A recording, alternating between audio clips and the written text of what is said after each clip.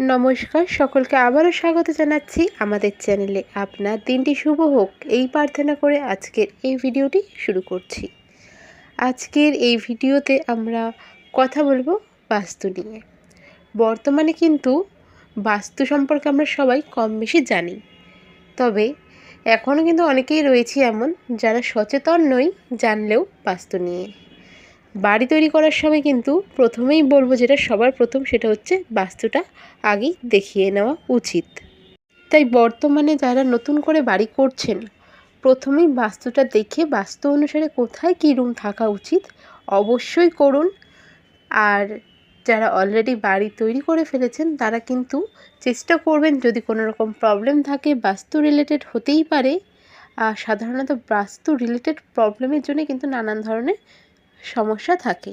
জন্মছকের সমস্যার সাথে সাথে বাস্তু কিন্তু ভীষণ রকম এফেক্ট ফেলে আমাদের লাইফে, আমাদের আর্থিক অবস্থা, হেলথ থেকে শুরু করে সব কিছুতে। তাই সেজন্য বলবো সবার প্রথমে বাস্তু রিলেটেড যা প্রবলেম আছে সব সলভ করুন, তারপর দেখুন কী রেজাল্ট পাচ্ছেন। এবার কিছু কিছু ক্ষেত্রে হয় বাস্তু রিলেটেড যেগুলো ছোট ছোট রেমেডিস আমরা করতে পারি এবং তার ফলে আমরা প্রচুর ভালো ফল পেয়ে থাকি।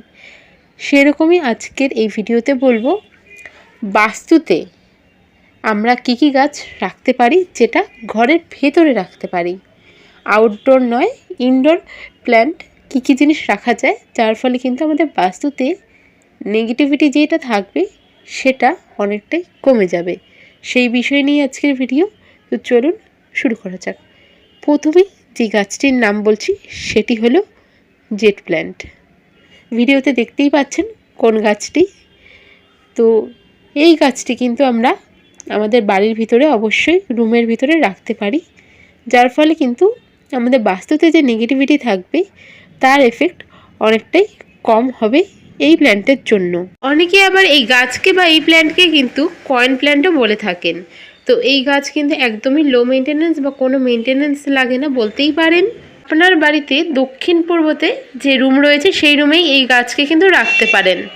এরপরে যে গাছটির নাম বলবো বা দ্বিতীয় যে গাছটির নাম বলবো সেটি হলো অ্যালোভেরা। মোটামুটি বলতে গেলে আমরা সবাই অ্যালোভেরা গাছ চিনি, তবে অ্যালোভেরার অনেক প্রকার হলেও এই ভিডিওতে যে গাছটি দেখতে পাচ্ছেন, অর্থাৎ আয়ুর্বেদিক ওষুধ তৈরিতে যেই গাছটি ইউজ করা হয়, অর্থাৎ যেই অ্যালোভেরা গাছটি ইউজ করা হয় সেই অ্যালোভেরা গাছকে অ্যাজ এ ইনডোর প্ল্যান্ট আপনি বাড়িতে রাখতে পারেন ঘরের ভেতর। এবার ব্যাপার হলো এই অ্যালোভেরা গাছ আপনি রাখবেন কোথায়। বাড়িতে ইনডোর প্ল্যান্ট হিসাবে অ্যালোভেরা রাখতে পারেন বাড়ির মাঝখানে, অর্থাৎ ব্রহ্মস্থানে, যে কোনো ছোটো টি টেবিলের ওপরে বা অ্যাজ এ ডেকোর কোনো আইটেমের সাথে বা রান্নাঘরে। এই জায়গাগুলি কিন্তু অ্যালোভেরা প্ল্যান্ট রাখার জন্য বেস্ট।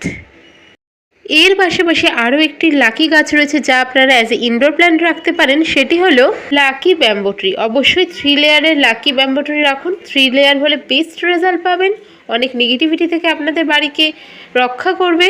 আর অবশ্যই যখন রাখবেন একটি লাল ধাগা দিয়ে, লাল সুতো দিয়ে বা লাল রিবন দিয়ে, যে কোনো জিনিস দিয়ে বেঁধে তবেই রাখুন 3 লেয়ারের লাকি ব্যাম্বো ট্রি।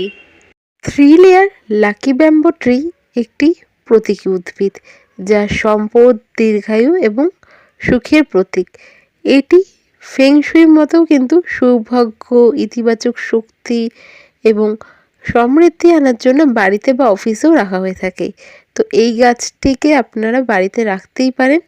গাছটিকে বাড়ির একটা খুব সুন্দর পজিটিভ দিকটাও কিন্তু এই গাছের কারণে অ্যাট্রাক্ট হয়ে থাকে, কারণ এই গাছটি দেখতেও সুন্দর হয়ে থাকে। 3 লেয়ার লাকি ব্যাম্বো ট্রিকে কিন্তু কখনোই সরাসরি সূর্যের আলোতে রাখবেন না। সরাসরি সূর্যের আলো থেকে দূরে রাখুন, কারণ এটি ছায়ায় জন্মানো একটি গাছ। তবে উজ্জ্বল ও পরোক্ষভাবে আলোতে ভালো থাকলেও ডিরেক্ট সূর্যের আলোর নিচে একে রাখবেন না। আর এটি অবশ্যই একটি ইনডোর প্ল্যান্ট।